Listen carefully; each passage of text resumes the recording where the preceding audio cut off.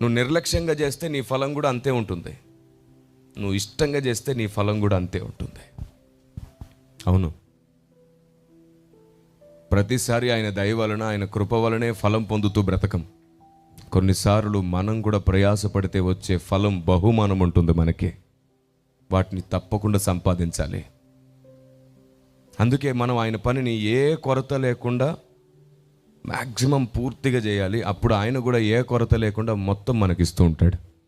దీన్ని ఆయన ఏమన్నాడంటే, మొదట నా నీతిని, అప్పుడు దానికోసం నువ్వు కష్టపడతావు, ఆ తర్వాత నేను నీకు అన్నీ, ఆ తర్వాత నువ్వు దేని కొరకు కష్టపడక్కర్లేదు, ఇస్తాను కాబట్టి. ఆమేన్. మనం అన్నిటిని అడుక్కుంటాం, నీతి రాజ్యం వెతికిలోపు చచ్చిపోతాం. మనం తోకున్న గోతులో మనమే పడిపోతున్నట్టు లేదు.